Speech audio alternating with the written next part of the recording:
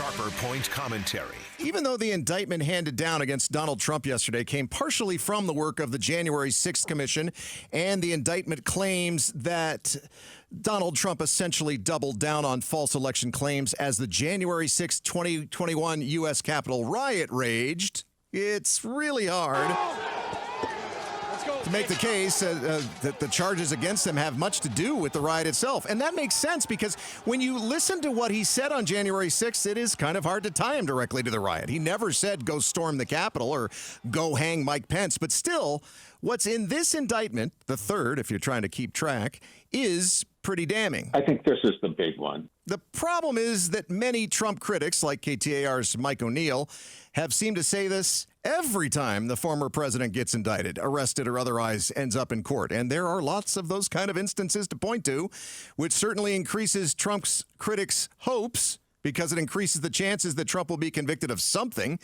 But it also creates more noise for those who have been paying, at best, tertiary attention to Trump's post-2020 election saga, some of whom are yelling, "Enough Trump already." And ultimately, that means that this indictment works in Trump's favor. Politically, prominent Arizona Republican political consultant Chuck Coughlin told us last hour what effect this will have when it comes to turning current Trump supporters into former Trump supporters. It has very little effect because what Trump does is he belittles the investigation. He attacks it as a personal attack on him. That's where a mounting list of indictments works in Trump's favor. It gives fuel to the fire of his supporters' claims that the government is out to get him, especially when someone who did jail time for believing Trump about the election count being false says, "First of all, no, I don't feel duped."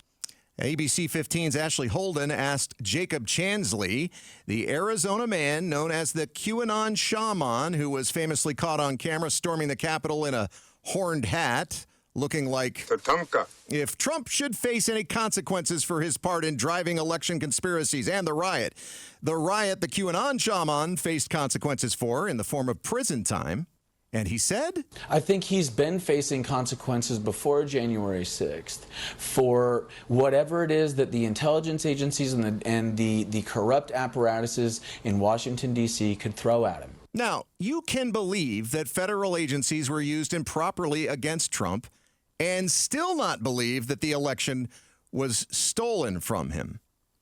But if that's what you choose to believe both of, it's okay.